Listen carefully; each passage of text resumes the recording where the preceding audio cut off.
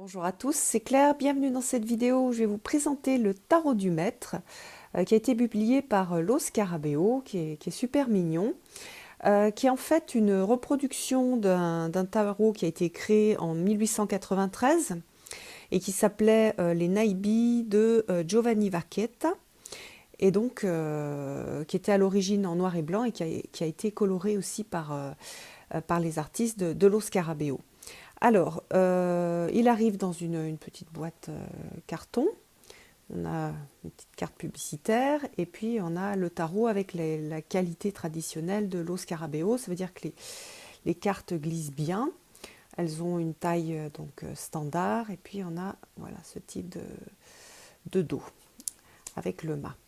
Alors, pourquoi est-ce que ce tarot m'a plu? Alors, je le trouve très intéressant. Parce que c'est un tarot donc, qui est dans la catégorie des tarots historiques de Lo Scarabeo. Ce n'est pas un tarot qui a été fait au départ pour tirer les cartes. Par contre, il est intéressant parce il a été créé donc avant 1910 et on voit donc vous allez voir dans les mineurs, on a des illustrations beaucoup plus, plus détaillées que dans un tarot de Marseille classique. Donc on voit qu'il y avait déjà à cette époque-là, avant 1910, des tarots qui étaient illustrés. Mais il y en a d'autres d'ailleurs où il y avait des illustrations. Tous sont illustrés bien sûr, mais avec comment est-ce qu'il appelle ça, un développement allégorique. Alors, donc, la présentation du petit livre. Donc, vous savez, dans les tarots Lo Scarabeo, on a une présentation multilingue, donc on a peu de choses, mais l'avantage, c'est qu'on a toujours du français. Alors, donc, on a cette petite présentation du tarot historique. On a une explication de la vie de l'artiste. Voilà, pourquoi est-ce qu'ils l'ont appelé le tarot du maître. Une petite historique super rapide sur le tarot. Une petite introduction à la cartomancie.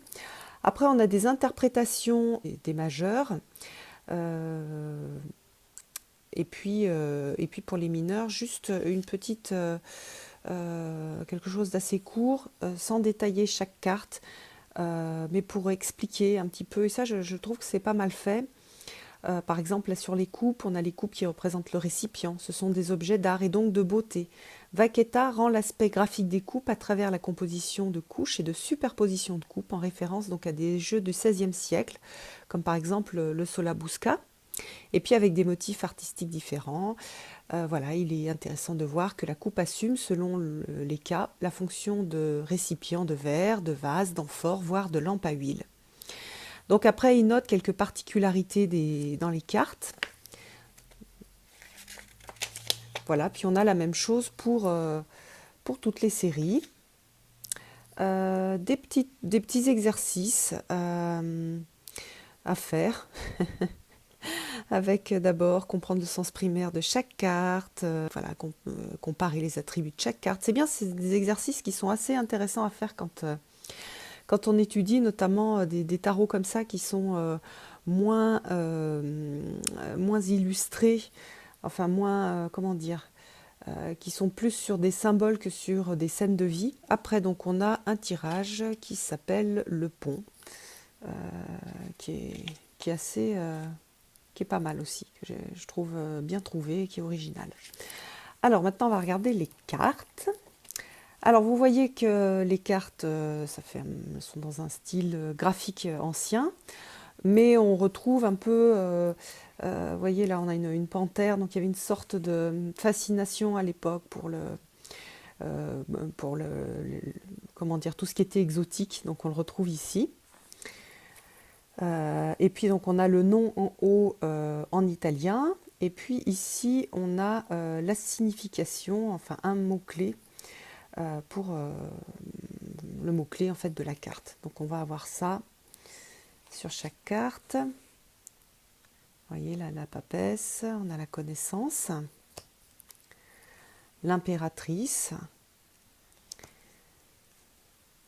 l'empereur. Vous avez vu que dans ces deux cartes-là, par rapport à un tarot de Marseille ou même à un tarot plus...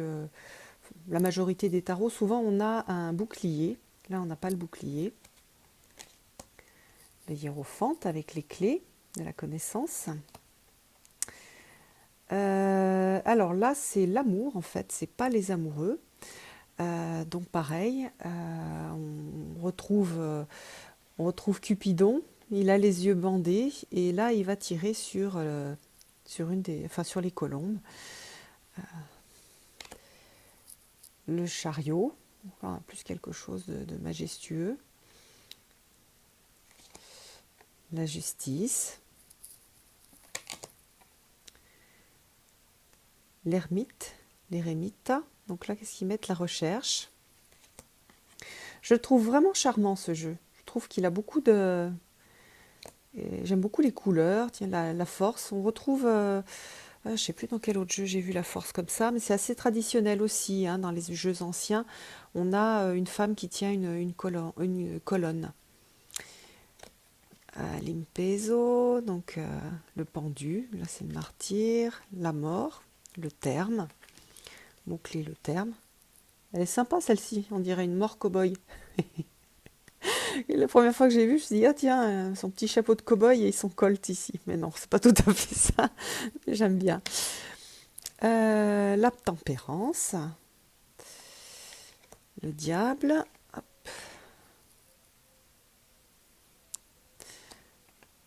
La tour, les étoiles, super belles. J'adore les étoiles. La lune avec Artémis, le soleil avec Apollon,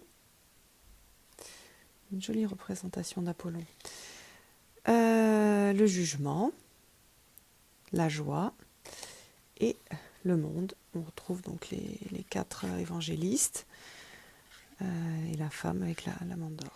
Et puis nous avons donc les coupes. Donc vous voyez, il y a beaucoup plus que sur un tarot de Marseille. Par contre, beaucoup moins de scènes de vie que sur un Rider-Waite.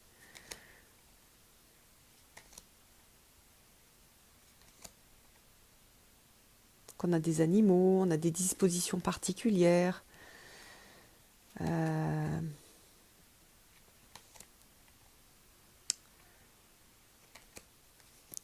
que je ne vous ai pas montré, c'est que sur chaque carte, même pour les mineurs, on a un mot-clé. Par exemple, celle-ci, c'est l'ordre. Sur les cartes de cours aussi, vous voyez, celle-ci, c'est l'offre. Là, on a le poème.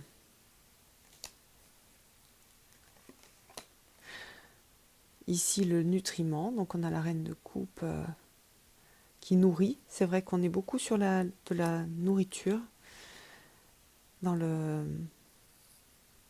la série des coupes. Ici, la célébration. On a quelque chose de très intérieur, en fait. Les deniers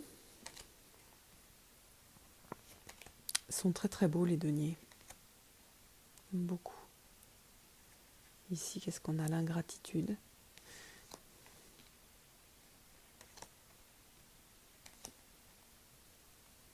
Donc moi, en fait, je pense que je vais découper le tour vert pour lui redonner un peu un aspect plus ancien, pour enlever les mots-clés parce que j'en ai pas besoin, puis que j'ai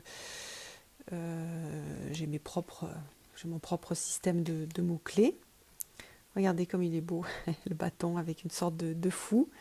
Donc là, on a l'Empire. Ici, héraldique, bon, bah, les traductions parfois sont un peu complexes. L'exploration, la patience.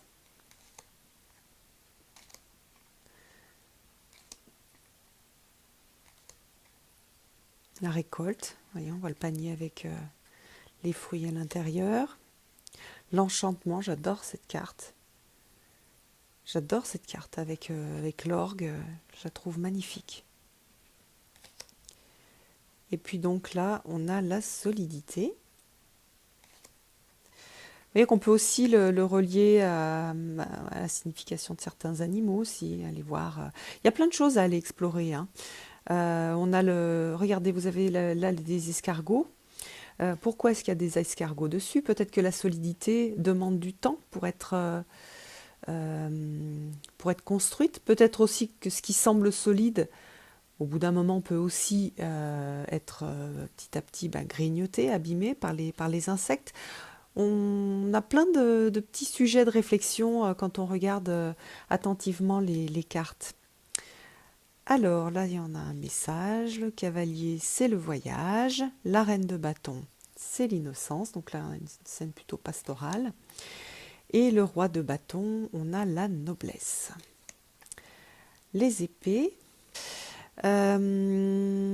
Voilà, donc des magnifiques cartes, de très belles épées.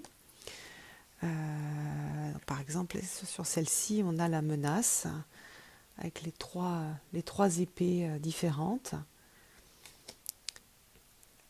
La médiation, la bataille, on voit les armures. Ah non, là, on a le courage, multiplicité, épreuve, remords, affliction, c'est le 10 d'épée, la fidélité, la hardiesse, la détermination, et ici l'autorité. Donc vous voyez, les mots-clés sont quand même des mots assez généraux, donc ça permet de donner une idée de la signification de la carte, mais vous allez avoir besoin en fait d'un autre livre si vous êtes débutant et que vous voulez choisir ce jeu. Moi, vraiment, je le trouve très très joli, je le trouve touchant, j'aime beaucoup les couleurs pastel, je trouve que Lo Scarabeo a fait un joli travail de colorisation. Voilà, puis quand il sera découpé, il va être super joli. J'espère que je vous ai fait un petit peu rêver avec ce joli tarot, et puis je vous donne rendez-vous pour une prochaine vidéo. Bye bye!